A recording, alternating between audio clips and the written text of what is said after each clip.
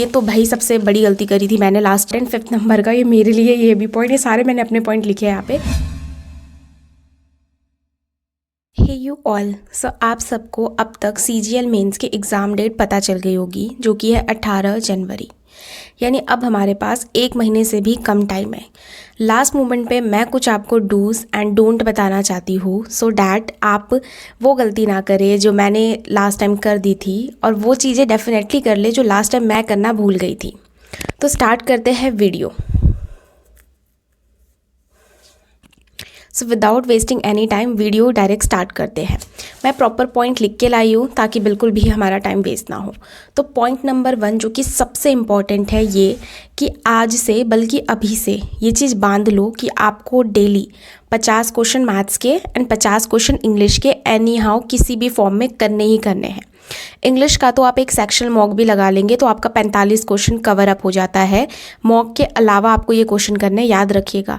ये चीज़ आप डेली करेंगे ना तो 1 हफ्ते में ही आप बहुत सारे क्वेश्चन अटैम्प्ट कर लेंगे, और जो इम्प्रूवमेंट आपको मिलने वाली है वो अलग ही लेवल की होगी। बट ये नहीं कि सिर्फ अटैम्प्ट करना है, इनको प्रॉपर एनालिसिस करना है। अगर आप सेक्शनल मॉक दे रहे हैं और अगर आप किसी बुक से फॉलो कर रहे हैं, जैसे कोई भी PYQ बुक, तो जो सोल्यूशन होगा उसके आपको शॉर्ट नोट्स बना लेने या फिर पॉइंट को हाईलाइट कर लेना है। आप इसके लिए कोई भी PYQ बुक यूज़ कर सकते हैं, जो भी आपके पास अवेलेबल है उसको।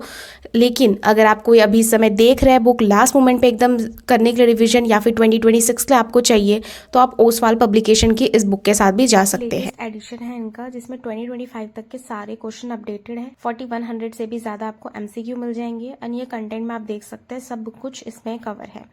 सबसे पहले आपको सॉल्व पेपर मिलेंगे ताकि आपको आइडिया लग जाए कि किस तरह से आपको पेपर आने वाला है एंड किस तरह से सोल्यूशंस रहेंगे इनके। इसके बाद ना, जैसे कि मैं ये ग्रामर का पोर्शन मैंने खोला तो कुछ प्रैक्टिस क्वेश्चन दे रखे हैं, किस एग्जाम में आया है वो भी इसमें दे रखा है, ताकि आप अगर अभी CGL के लिए प्रैक्टिस करना चाहते हैं तो अभी सिर्फ CGL के क्वेश्चन आप इसमें से देख सके। आप सोल्यूशन की तरफ जाएंगे तो सोल्यूशन काफ़ी ज़्यादा डिटेल में है। जैसे ये आप देख सकते हैं पैराजम्बल, जो कि मोस्ट इंपॉर्टेंट है, इसके तो डेली प्रैक्टिस ज़रूरी है। तो सोल्यूशन से आपको प्रॉपर आइडिया लगे किस तरह से चीज़ें करनी है। तो लिंक मैंने डिस्क्रिप्शन में दे दिया है, इस बुक को चेक कर लीजिएगा, और कोई भी डाउट हो तो आप मेरे को कमेंट में पूछ सकते हैं। तो नेक्स्ट पॉइंट की तरफ अब हम लोग चलते हैं कि लिस्ट बनाना उन चीज़ों की जो जो आप करना चाहते हैं, आपने पूरे साल भर सोच रखा था कि मैं ये करूँगा, मतलब सब कुछ लेना है। फिर इनमें से जो जो आपने कर लिया है उनको आप हाईलाइट कर लीजिएगा या फिर टिक कर लीजिए। आगे बक्सा बना रखा है तो फिर टिक कर लीजिए कि आपने ये चीज़ें कर ली है अभी तक, एंड इनमें से जो जो चीज़ें बच गई है उनको अब कैसे करना है।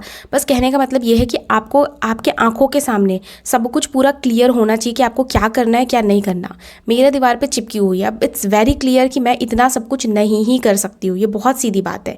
लेकिन मैंने इनको अपने आंखों के सामने चिपका रखा है कि मेरे को बस दिमाग में चलते रहे 24 घंटे। मैं कहीं भी रूम में खड़ी रहो तो मेरे जस्ट नज़र पड़ते ही आता है, नहीं यार बहुत सारी चीज़ें करनी है, तो एटलीस्ट इसमें से 50% तो हो ही जाएगी चीज़ें। तो ये लिस्ट पूरा क्लियर होना चाहिए। लास्ट टाइम ये मेरे से गलती हुई थी, मैंने क्लैरिटी नहीं रखी थी, मैं बहुत ज़्यादा भटकती थी चीज़ों को लेकर। लेकिन इस बार एकदम क्लियर है माइंड में कि ये चीज़ें करनी है। सब नहीं भी होगा लेकिन प्रायोरिटी सेट है कि पहले क्या करना है और कैसे करना है। अब चलते हैं नेक्स्ट पॉइंट की तरफ, वो है शॉर्ट नोट्स बनाना। आप देखोगे इस साल मैंने सबसे ज़्यादा जो काम किया वो शॉर्ट नोट्स के ऊपर किया। मेरे पास हर सब्जेक्ट के शॉर्ट नोट्स रेडी है। ये इतने ज़्यादा हेल्पफुल है ना कि मैं आपको बताऊँ, इस बार जैसे CHSL का एग्ज़ाम 20 नवंबर को था और मैं 12 या 13 नवंबर को अपने घर वापस आई हूँ। अब मैं से मेरे पास 1 हफ्ते का टाइम था। 1 हफ्ते में मैं बहुत कुछ नहीं पढ़ सकती थी, मैं घर गई हुई थी और बहुत दिन से पढ़ाई से मैं छूट गई थी। तो मैं लास्ट मोमेंट पे जो मेरी CHSL के एग्ज़ाम में जो हेल्प करी थी वो मेरे शॉर्ट नोट्स ने करी थी। मेरे मैथ्स के शॉर्ट नोट्स ने, मेरे इंग्लिश के शॉर्ट नोट्स ने, जो मैंने 120 रूल वगैरह सबका इसे बना रखा है, ये बहुत ज़्यादा हेल्प करते हैं। एग्ज़ाम से 1 दिन पहले पे आप देख लोगे तो वो जो 15 जनवरी के बाद जो चीज़ें आपको करनी वो यही होंगी। तो आप हर चीज़ के शॉर्ट नोट्स बना के रखिए। कैसे करने होते, कुछ भी नहीं करना होता, बस जो टॉपिक है ना उसका नाम लिख लो, डिटेल में नहीं लिखना। अपनी एक पॉइंट बस लिख के रख लो कि ये पॉइंट देखते ही आपको पूरा सब कुछ रिवाइंड हो जाए माइंड में कि क्या क्या चीज़ें वहाँ पे अवेलेबल है। ठीक है, तो ये डेफिनेटली बना लेना ताकि आपको लास्ट मोमेंट रिवीजन में हेल्प मिले, और लास्ट मोमेंट पे ऐसा ना लगे कि बहुत कुछ रिवीजन के लिए रह रही है। क्योंकि अगर आप इतनी मोटी कॉपी उठा के रिवीजन करने जाओगे तो आपको लगेगा कि इतना सब कुछ करना है। लेकिन वही, अब मैंने इतनी मोटी बुक जो है कंप्यूटर की, उसको मैंने इतने छोटे से 10 रुपये वाले जो ये मेरे शॉर्ट नोट्स है, मैंने इस डायरी में लिखा हुआ है। ये 10 रुपये की मैं चांदनी चौक से लेके आई थी। ऑनलाइन तो बहुत कॉस्टली मिलेगा, अगर आप दिल्ली के आसपास रहते हैं तो आपको लिए फ़ायदा है, आपको मिल जाएगा easily. I think offline market पे भी सस्ता मिल जाएगा, आप देख लीजिएगा। ये बस इतने से नोट्स है मेरी, ये जो ऊपर मैंने पकड़ रखा सिर्फ इतने से है मेरे ये शॉर्ट नोट्स पूरे कंप्यूटर के। पूरा कंप्यूटर इतने में रिवाइज हो सकता है मेरा, तो ये काम डेफिनेटली कर ही लेना। नेक्स्ट है कि लास्ट मोमेंट पे कंप्यूटर और टाइपिंग को बिल्कुल भी इग्नोर मत करना। लास्ट ईयर मैंने नहीं करा था तो थैंकफुली मेरा क्लियर हो गया, बाकी सब्जेक्ट्स में रह गए शायद।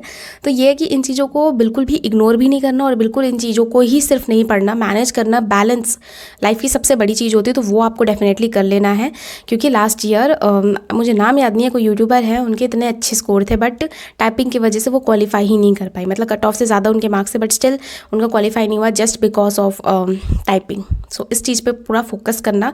इसके लिए मैं एक वीडियो भी लेके आने वाली हूँ कि लास्ट 1 मंथ में क्या क्या चीज़ें आप कर ले कि हाँ एटलीस्ट टाइपिंग और कंप्यूटर आपका डेफिनेटली क्वालिफाई हो ही जाए, ठीक है। तो वो मैं लेके आऊँगी, इसलिए आप चैनल को सब्सक्राइब कर लेना ताकि आपको जब भी मैं वीडियो डालूँ नोटिफिकेशन मिल जाए। मुश्किल से मुश्किल 2-3 दिन में मैं डाल दूँगी वीडियो। लास्ट इंपॉर्टेंट चीज़ है डोंट कॉम्प्रोमाइज़ रिविजन। मतलब ऐसा है ना कि बहुत कुछ मैंने पढ़ लिया लास्ट ईयर, लेकिन मैंने रिवीजन ही नहीं करा। एग्जाम में सब चीज़ देख के ऐसा लग रहा था, ये तभी मेरी बहुत ज़्यादा नेगेटिव हुआ था पेपर और कॉन्फिडेंट नहीं आ रहा था, टाइम मैनेज नहीं हो पा रहा था। वो सब इन्हीं रीज़न से होता है कि लास्ट मोमेंट हमारा रिवीजन नहीं हुआ रहता है। तो आपको रिवीजन को कॉम्प्रोमाइज़ नहीं करना। मैंने बहुत सारी चीज़ें अपने दिमाग में ठूस ली, भर ली, सब कुछ पढ़ लिया, लेकिन रिविजन ही नहीं करा था। तो एग्जाम में चीज़ें क्लियरली याद ही नहीं आ रही थी, जिस रीज़न से आपको आते हुए पढ़ते हुए आप चीज़ें उधर मार्क नहीं कर पाओगे और फिर 2-3 ऑप्शन में कन्फ्यूज़ होने की वजह से आप नेगेटिव करके आ जाओगे। तो वो गलती ना हो, इसलिए रिवीजन को बिल्कुल भी कॉम्प्रोमाइज़ नहीं करना। अब हम आते हैं डोंट्स, जो चीज़ आपको बिल्कुल भी नहीं करनी, मतलब इग्नोर नहीं करनी, वो चीज़ें करनी ही नहीं है। ये सबसे इंपॉर्टेंट पार्ट है। तो सबसे पहले स्लीप साइकिल नहीं बिगाड़ना। अब देखो 1 महीना बचा हुआ है, इस टाइम पे ऐसा होता है ना हम लास्ट मोमेंट में बहुत ज़्यादा रश कर लेते हैं और स्लीप साइकिल को बिगाड़ लेते हैं, रात रात भर जग के पढ़ रहे हैं। अपना रूटीन अभी से ही मैनेज कर लेना, ठीक है। ये छोटी बात है, इसकी बहुत बड़ी स्टोरी है, मैं सुना देती बट टाइम वेस्ट होगा भी आप लोगों का भी, इसलिए इस चीज़ को छोड़ो। लेकिन मेरा एक एग्ज़ाम था एंड मैंने दिन रात एक करके पढ़ लिया। एग्ज़ाम वाले दिन मेरे को बुखार लग गया, मैं परफॉर्म ही नहीं कर पाई थी। वो मेरा पहला गवर्नमेंट एग्ज़ाम था, मतलब लाइफ का। वो शायद कोई बैंक का एग्जाम था, RBE करके कुछ आया था, तब का बात है। पर छोड़ो। तो स्लीप साइकिल अभी से अपनी मेंटेन रखना, मिनिमम 7 घंटे, 6 घंटे भी इट्स ओके अगर आपको ठीक लग रहा है। आप क्योंकि फिजिकली एक्टिव नहीं है आप लोग, तो 6 घंटे मिनिमम आई थिंक ठीक है, लेकिन ठीक है 7 घंटे ले लेना नींद।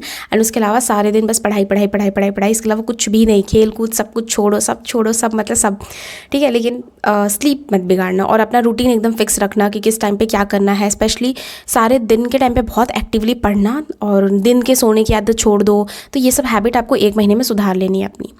नेक्स्ट पॉइंट है मॉक टेस्ट की एक तो टाइमिंग रख लो। अभी देखो हम कंफर्म नहीं है क्योंकि ये किस हिसाब से ले, बट मोस्ट प्रोबेबली 9:30 बजे सुबह आपका स्टार्ट हो जाएगा। तो आप ऐसा करना, दिन भर आप एक्टिव मोड में रहना ताकि एग्जाम किसी भी टाइम में हो तो आपका मेंटल को, दिमाग को पता रहे कि मुझे एक्टिव मोड में रहना है। दूसरा, डेली मॉक देना आपको अवॉइड करना है। मैं ये क्यों बोल रही हूँ, देखो मेंस का मॉक ना आपका एनालिसिस मिला के 4 से, मेरा तो भाई 4 से 5 घंटे खा ही जाता है जब मैं एनालिसिस करने बैठती हूँ। मॉक देखो आपको तब देना है जब आपका सब कुछ कंप्लीट है, ठीक है। लेकिन मॉक इग्नोर भी नहीं करना। तो सबसे बेस्ट थिंग है ऑल्टरनेटिव डे पे 2 दिसंबर तक, फिर 1 जनवरी के बाद से लेके 15 जनवरी तक रेगुलर दे देना। तो कुछ इस तरह से रखो। कुल मिला के बात यह है कि आपको रिवीजन को बस कॉम्प्रोमाइज़ नहीं करना। अगर आपको लगता है पूरे दिन रिवीजन के साथ सब कुछ के साथ मैनेज कर पा रहे हो देन मॉक दे दो, अदरवाइज ऑल्टरनेटिवली दो। आज आपने मॉक दिया, जो जो वीक एरिया लगा उन सब टॉपिक को एक लिस्ट पे लिख के रख लो, फिर नेक्स्ट डे रिवीजन करो, सबको रिवीजन कर लो, फिर नेक्स्ट मॉक देने जाओ। ये मेरा फंडा है करने का इस बार, तो आप इस चीज़ को ध्यान रखना। नेक्स्ट है रीजनिंग को बिल्कुल भी इग्नोर नहीं करना है। रीजनिंग भी सेम टू सेम मैथ्स जितनी वेटेज रखता है, कम मेहनत में ज़्यादा चीज़ें हो जाती है। तो रीजनिंग को बिल्कुल भी इग्नोर मत करो। जब आप मॉक देते हो ना, देखो एक्स्ट्रा कुछ नहीं करना। जब आप मॉक दोगे ना तो जो 30 के 30 क्वेश्चन है ना, सब क्वेश्चन का एनालिसिस करना। आपके सही जो क्वेश्चन होंगे ना, स्पेशली स्टेटमेंट वाले या फिर इस तरह के क्वेश्चन, आप देखना कि वो सही क्यों गए, आपने उस समय क्या सोचा था। नहीं, आपको असली लॉजिक पता होना चाहिए हर एक क्वेश्चन का। अगर आपको पता है तभी आप नेक्स्ट टाइम इस तरह के क्वेश्चन आएंगे तो आप उनमें गलत नहीं करोगे। क्योंकि मे भी हो सकता है फर्स्ट टाइम किसी भी रीज़न से सही हो गया हो, लेकिन अगली बार गलत हो जाए तो इसलिए इस बात का आपको अच्छे से ध्यान रखना है। लास्ट है कि सोर्स चेंज नहीं करना। ये तो भाई सबसे बड़ी गलती करी थी मैंने लास्ट ईयर। मतलब मैं इतना ज़्यादा सोर्स चेंज करती थी ना, कभी ये सोर्स कभी वो सोर्स, स्पेशली मैथ्स को लेके।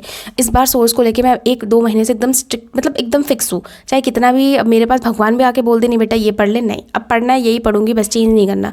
अभी भी जीको को लेके मन बहुत ज़्यादा भटकता रहता है मेरा, बट नहीं, मैं फिक्स हूँ दिमाग से कि नहीं करना तो यही करना है बस इस तरीके से। क्योंकि सोर्स चेंज नहीं करना, एक ही सोर्स को 10 बार अच्छे से कर लो बस, क्योंकि सोर्स चेंज करने में आधा दिमाग खोया रहता है, ठीक है। तो ये मत करना, भी फिक्स कर लो। चाहे तो आज ही की डेट में मैथ्स तो यही पढ़ना है, मतलब यही ही पढ़ना है, इसके अलावा मैं कुछ नहीं चेंज करना है ना, इस एक्स्ट्रा कुछ भी नहीं करूँगा, बस बात खत्म। चाहे कोई भी कोई वीडियो डाल दे, लास्ट मोमेंट पे होता है चलो 1-2 घंटे की वीडियो हमने देख ली, लेकिन ऐसा कोई है कि आप ये कोर्स ले लो वो ले लो, नहीं करना। लास्ट मोमेंट पर आपका जो चीज़ आपने पढ़ रखा वो सबसे बेस्ट है, बस उसी को रिविजन करो, मॉक दो, बात खत्म।